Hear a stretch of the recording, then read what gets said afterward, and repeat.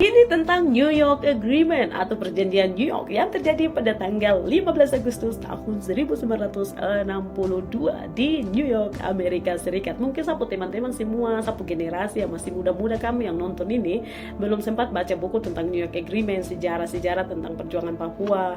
Terus kamu juga belum tahu apa itu New York Agreement, atau mungkin teman-teman kita dari Komite Nasional Papua Barat KMPB dong bagi-bagi selebaran kau baca terus kau bilang dong ini lagi, pasti bikin kekacauan dan lain sebagainya. Kalau kau punya pikiran masih seperti itu, teman-teman, saya mau jelaskan isi daripada New York Agreement, tapi sama analogikan atau sama contohkan supaya teman-teman bisa lebih paham secara sederhana.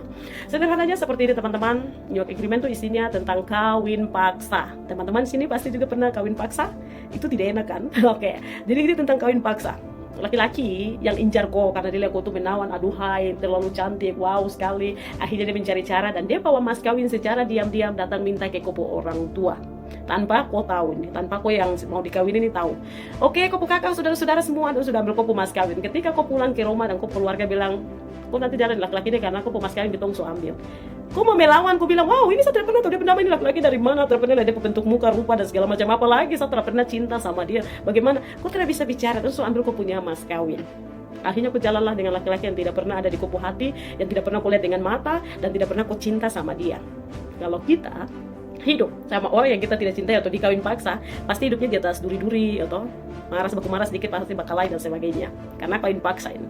Nah, jadi laki-laki yang kawin sama aku dia bilang, aduh perempuan cantik ini tidak boleh pergi dari saya punya kehidupan. Nah, jadi dia pikir kalau terjadi hal-hal pasti dia mengadu ke dia atau dia keluarga, terus datang ke bawa kembali mas kawin dan bahwa dia harus bikin apa. Akhirnya dia cari cara, dan dari tahun 1962 ke 1969 kan pernah dengar PPRA itu.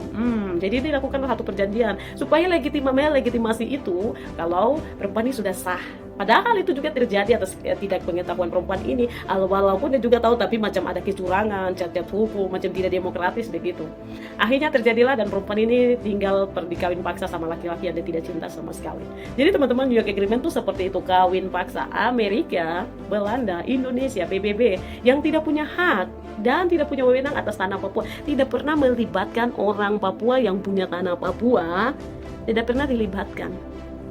Sampai akhirnya dan perjanjian itu terjadi, Papua diserahkan ke Indonesia. Itu artinya teman-teman, kependudukan Indonesia, kalau dari analogi tadi dan saya punya cerita ini, kalau kita tarik kesimpulan benang merahnya, kalau orang Papua tidak pernah dilibatkan dalam perjanjian New York Agreement, berarti Indonesia ada di Papua tidak sah kah? Iya tuh kan secara logikanya begitu. Berarti tidak sah ini, Indonesia ada di Papua. Jadi buat teman-teman semua, kamu harus tahu bahwa kalau orang Papua tidak pernah dilibatkan dalam perjanjian macam perjanjian New York Agreement yang teman-teman mungkin dapat selebaran toh di 15 Agustus, berarti Indonesia tidak sah di Papua. Nah, teman-teman yang kerja dalam di sistem pemerintahan sebagai ASN dan lain-lain, saya tahu kamu pasti tersiksa di dalam sana karena banyak kecurangan, ketidakadilan yang terjadi. Iya, kehadirannya di tanah ini dengan tidak adil, dengan kawin paksa, diambil paksa, itu artinya bahwa kita tidak akan sejahtera. Jadi, kalau kamu juga rasa seperti itu, dan ini rasa ini bagus, mari sudah. Saya pikir teman-teman KMPB itu dong cuma kasih kita ruang saja untuk kita datang bilang bahwa kita tidak rasa aman di sini, kita rasa tidak baik-baik saja sepanjang kita ada dengan laki-laki yang kita kawin paksa tadi, dikawinkan paksa itu. Kalau ini waktunya, dan tunda sudah. Jangan tinggal kayak orang yang tidak tahu apa-apa, tidak bisa pikir apa-apa. Kamu sedang lihat ke tidak bahwa kita sedang tidak baik-baik saja, sadar sudah. Kita sedang tidak baik-baik saja. Sadar, ayo sadar sudah, bangun, sadar diri. Orang Papua sedang tidak baik-baik saja.